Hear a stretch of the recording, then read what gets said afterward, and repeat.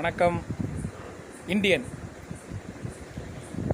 ஒரு நாட்டின் முதல்வர் எப்படி இருக்கணும் அப்படின்னா, நம்ம நாட்டில் நம்ம நாடுங்கிறத விட ஒரு ஒரு நாட்டினுடைய ஒரு முதலமைச்சர் எப்படி இருக்கணும் அப்படின்னா, ஒரு 5 வருஷம் கேப்பு இடம் விட்டால் போதும். எனக்கு ஒரு 5 வருஷம் போதும்ப்பா, எனக்கு தெரியாததை வந்துட்டு நீங்கள் செய்யுங்க, நான் நல்லவனாக இருந்தால் நீ ஒரு 5 வருஷம் நீங்கள் பாருங்கள் அப்படின்ட்டு வழிவிடணும்.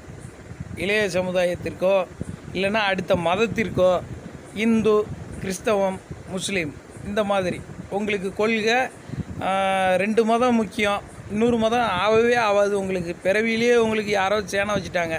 சேனைங்கிறது வந்து குழந்தைக்கு வந்து சீனிப்பாவு வைப்பாங்க. நம்ம தமிழ்நாட்டு பாரம்பரியம். நம்மளை மாதிரி நம்ம தாத்தா ஒரு நல்லவர் இருந்தாருன்னா அவரை வைக்க சொல்லுவா. அவர் பல குடும்பங்கள் பல ஆட்களை பார்த்த ஆட்கள், அவர் வைக்கட்டும்பான்னு நம்ம ஒரு பாரம்பரிய கொள்கை. அது சீனிப்பாவு வைப்பாங்க குழந்தைக்கு, அவரை மாதிரி நல்ல ஒரு குணத்தில் வரட்டுமே அப்படின்னு. அதே மாதிரி நீங்கள் வழிவிடலாமே. ஒரு இந்து மதம் வேண்டவே வேண்டாம்னா ஒரு கிறிஸ்தவ மதம் ஆளட்டும், ஒரு முஸ்லீம் மதம் ஆளட்டும். 3ஆவதாக நாங்கள் ஒரு இந்து மதம் வரோம். ஏன்னா நான் பிறந்தது இந்து மதம் ஆகிட்டேன். அதனால் என் மதத்துக்கு நான் பேச வேண்டி இருக்குல்ல. அப்படின்னா தானே அடுத்தவங்க பேசுவாங்க. அதனால் நான் பேசுகிறேன். நான் பேசுகிறது மன்னிப்பாக தப்பாக இருந்தால் மன்னிச்சிருங்க.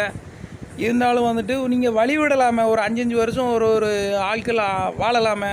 எல்லா மதமும் வாழுமே. ஏன் நீங்கள் தமிழ்நாடு பிரிச்சிருவோம், இந்தியாவில் இருந்து தமிழ்நாட்டை பிரிச்சிருவோம்னு வைங்க. நீங்கள் மட்டுமே ஆளணும்னா தப்பு. நான் மட்டுமே நல்லா இருக்கணும் அப்படின்னா எப்படி? எல்லாருமே நல்லா இருக்கணும், மக்கள் நல்லா இருக்கணும், இளைஞர்கள் நல்லா இருக்கணும், படிப்பறிவு தெரியணும், வெளி உலகம் தெரியணும், வெளிநாடு போகணும், நாங்களும் போகணும், என் குடும்பம் என் பிள்ளைகளும் போகணும், வெளிநாடு போகணும். தமிழை மட்டுமே வச்சுக்கிட்டு இருந்தோம்னா வெளிநாட்டில் இருந்து வரவன் தமிழ் தெரிய ஆரம்பிச்சிட்டு தமிழில் பேச ஆரம்பிச்சிட்டான் வெள்ளைக்காரன். அடுத்த நாட்டுக்காரன் எல்லாருமே தமிழ் பேச ஆரம்பிச்சிட்டாங்க. அதனால் தமிழ் வளர்ந்துட்டு தமிழனுக்கு வந்து மற்ற மொழிகள் தெரிய வேண்டாமா? மாறணும்ல. அப்படிங்கிற கொஞ்சம் வழிவிடுங்க. கொஞ்சமாட்டி நீங்கள் ரெஸ்ட் எடுங்க. ஏன்னா நீங்கள் ரொம்ப நாட்டுக்காண்டி உழைச்சிட்டீங்க. கொஞ்சம் ஒரு வழி விடுங்க. உட்காருங்க, தூங்குங்க, சாப்பிடுங்க, நிம்மதியாக இருங்க. வழி விடுங்களேன்.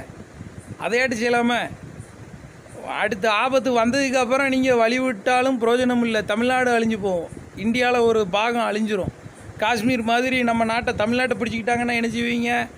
அடுத்த நாடு. அதுக்கப்புறம் வந்துட்டு எல்லோரும் கண்ணை மூடிக்கிட்டு இருக்க வேண்டியதான். 3 பொம்மை மாதிரி, குரங்கு பொம்மை மாதிரி எல்லோரும் கண்ணை மூடி காது வாயெல்லாம் பொத்திக்கிட்டு இருக்க வேண்டியதான். அப்படித்தானே இருக்கணும்னு நீங்கள் நினைக்கிங்க. மக்கள் எல்லோரும் அப்படித்தான் இருந்துக்கிட்டு இருக்காங்க. கண்ணை திறங்க, வாயை திறங்க, காதை திறங்க.